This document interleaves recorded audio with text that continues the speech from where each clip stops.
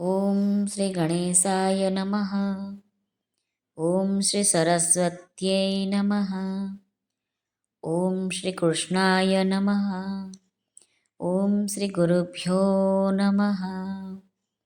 આપ સર્વેનું ખૂબ ખૂબ સ્વાગત છે આ ચેનલમાં, આપણી ધાર્મિક ચેનલમાં.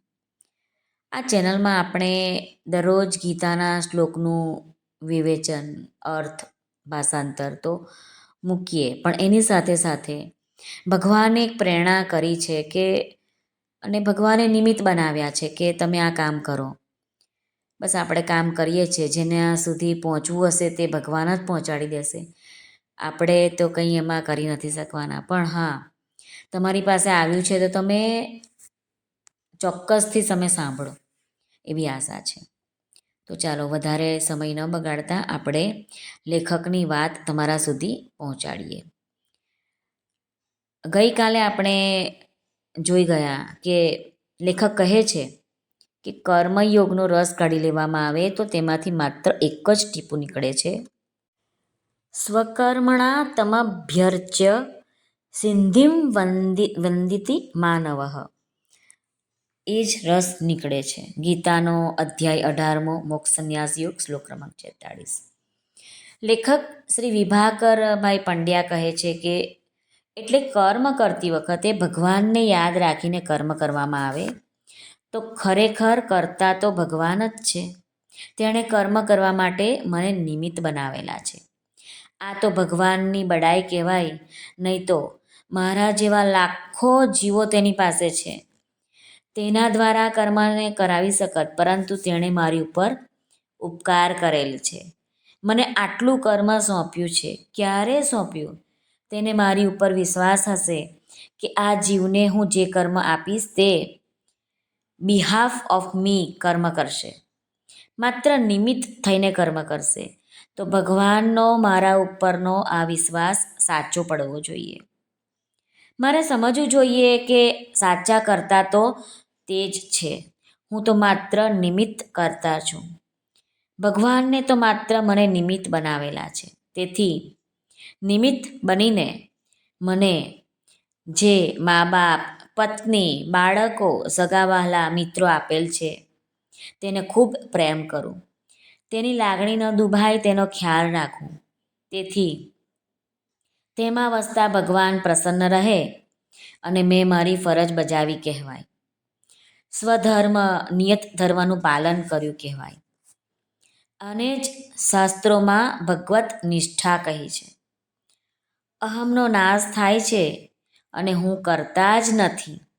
તેથી હું ખરેખર અકર્તા છું. આવી રીતે કર્મ કરવા તે અકર્મ છે. તેથી બંધન થતું નથી. મારા દ્વારા ભગવાન કરે છે. હું તો ખરેખર સત ચિત્ત આનંદ સ્વરૂપ આત્મા છું. તેથી સુખ પ્રાપ્તિ માટે કર્મ કરવાની જરૂર જ નથી. કર્મ તો ભગવાન કરે છે. તેથી મારે પાપ કે પુણ્ય, સારું કર્મ કે ખરાબ કર્મનો પ્રશ્ન જ નથી ઉઠતો. મારા દ્વારા ઈશ્વર પોતે જ કર્મ કરે છે. તેથી ગીતામાં ભગવાને કહ્યું છે કે યદિ સર્વાણી કર્માણી સંન્યસ્યાધ્યાત્મ ચેતસા. ગીતાનો અધ્યાય 3, શ્લોક ક્રમાંક 30. આધ્યાત્મ ચેતસા, આત્મબુદ્ધિથી રહીને કર્મનો ભગવાનમાં સંન્યાસ થાય છે. ભગવાન તો કર્મયોગની વાત કરતાં ચેલેન્જ આપે છે કે જો તમે અહંકાર છોડીને, અકર્તા બનીને, આસક્તિ વગર, અનાયાસે કર્મ કરો તો તમો જગતના બધા જ જીવોને મારી નાખો ને તો પણ તમોને પાપ ન લાગે. પરંતુ આ કર્મ કરતી વખતે મનમાં કે અજ્ઞાત મનમાં જરાય પણ એમ ભાવ નથી લાવવાનો કે આ કર્મ હું કરું છું. જરાય પણ મનમાં એમ ભાવ ઉત્પન્ન થયો કે આ કર્મ હું કરું છું તો નર્કનો માર્ગ તૈયાર સમજો. જો ભગવાન જ આપણા દ્વારા બધા જ કર્મો કરતા હોય તો પછી આપણને ન પાપ લાગે ન પુણ્ય લાગે. પણ અત્યારે જ શક્ય બને કે જ્યારે આપણે ત્યારે જ શક્ય બને જ્યારે આપણે અહંકાર છોડીને અકર્તા બનીને આસક્તિ વગર અનાયાસે કર્મ કરીએ તો જ આ કર્મ આપણને લોપે નહીં. અને કર્મ કરતા છતાં અકર્મ અવસ્થા એટલે કે સાક્ષીની અવસ્થા ચાલુ રહે, એટલે કે સાક્ષી ભાવ ચાલુ જ રહે. આ છે સાચો કર્મ સંન્યાસ. આમ ભગવત પરાયણ રહીને કર્મ કરવાથી તે સંપૂર્ણતઃ ભગવાનને અર્પણ થાય છે. ચેતસા સર્વકર્માણી મયી સંન્યસ્તમત્યઃ. આવી રીતે કર્મ સમજીને કરવાથી કર્મયોગ, ભક્તિયોગ અને જ્ઞાનયોગનું આચરણ સહજ બની જાય છે અને તેનાથી નિત્ય સમત્વરૂપી યોગ સિદ્ધિ થાય છે. કર્મ આપણે કરવાનું ન હોવાથી કયું કર્મ કરવું તે પ્રશ્ન જ ઉદ્ભવતો નથી. તેમજ સત્કર્મ કયું તે પણ પ્રશ્ન ઉદ્ભવતો નથી. સત્કર્મ તો સ્વાભાવિક રીતે જ થયા કરે છે.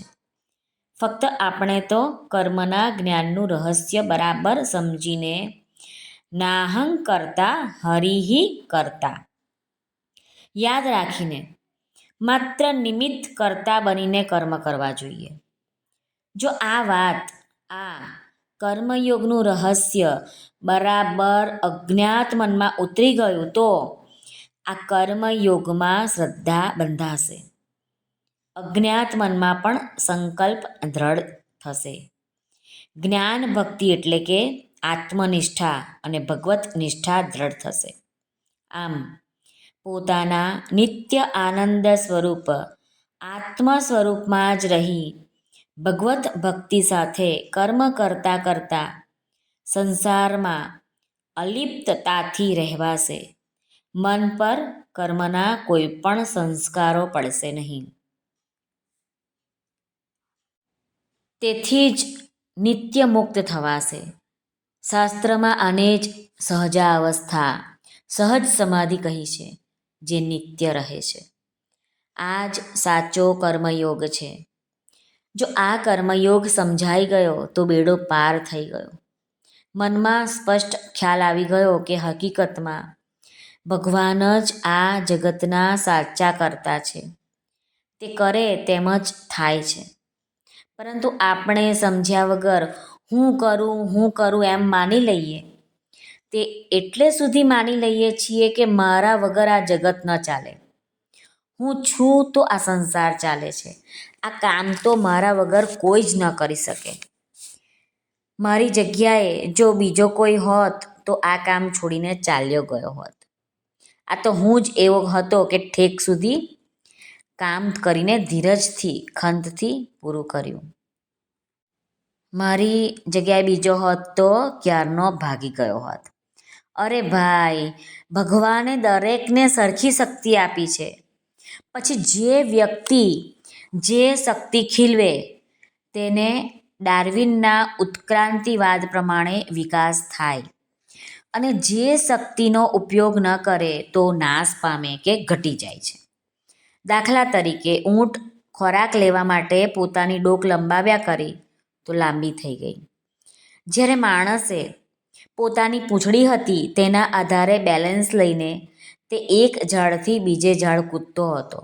પણ જ્યારથી તે જમીન પર ચાલતો થયો ત્યારથી આ પૂંછડી ઘસાતી ચાલી અને આજે પણ તેની નિશાની ગુદાદ્વાર ઉપર મોજૂદ છે. લેખક કહે છે, શ્રી વિભાકરજી પંડ્યા, કે અમારે એક ભાઈને હકીકતે જન્મથી નાની એવી પૂંછડી હતી. ચડ્ડી કે પેન્ટ પહેરતા પહેલાં તે પૂંછડીને કમરે બાંધી દે અને પછી તેની ઉપર પેન્ટ પહેરે.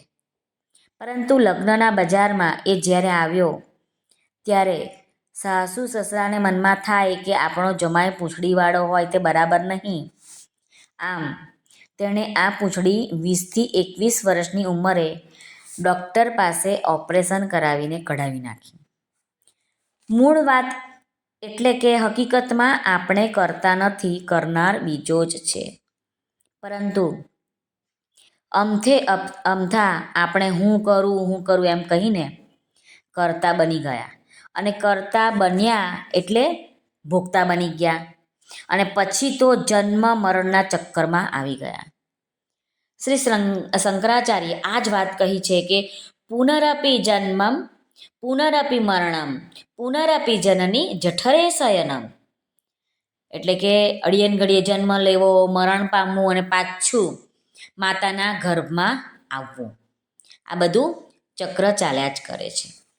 એટલે કે સ્તનપાનથી કબ્રસ્તાન અને કબ્રસ્તાનથી સ્તનપાન, ગર્ભમાંથી સ્મશાનમાં અને સ્મશાનથી ગર્ભમાંનો ફેરો ચાલુ થઈ ગયો. અને જોવાની ખૂબી એ છે કે પોતે હકીકતમાં કંઈ કરતો નથી, જે કરે છે તે ભગવાન કરાવે છે. પરંતુ જીવ ભૂલથી માની બેસે છે કે આ હું કરું છું, એટલે તે અમથો ફસાઈ જાય છે. કરનાર તો કોઈ અને સજા કોઈ ભોગવે છે. ન્યાયતંત્રમાં પણ એમ જ થાય છે કે સાચો ગુનેગાર છટકી જાય છે અને નિર્દોષ ફાંસીએ ચડી જાય છે. ભૂલ માત્ર એટલી જ કે તે ભૂલથી એમ કહે છે કે હું કરું છું, પછી તો કરે એ ભોગવે. નવાણીઓ કૂટાઈ જાય છે, આંધળે બેરું થાય છે. કરનાર છે કર્માધ્યક્ષ, કર્મનિયંતા. ભગવાનને આપણને ફસાવી દીધા છે. એટલે જ નરસિંહ મહેતા કહે છે, હું કરું એ જ અજ્ઞાનતા, સકટનો ભાર જેમ શ્વાન તાણે. સૃષ્ટિ મંડાણ જ્યાં એની પેરે રચ્યું, જોગી જોગેશ્વરો કોઈક જાણે.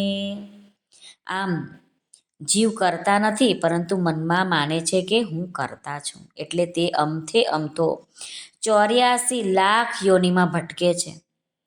જો તે માને હું કરતા નથી, કરનાર તો કોઈ બીજો જ છે, હું તો માત્ર નિમિત્ત છું, મારા દ્વારા ભગવાન કર્મ કરે છે, તો માત્ર નિમિત્ત કરતા છું.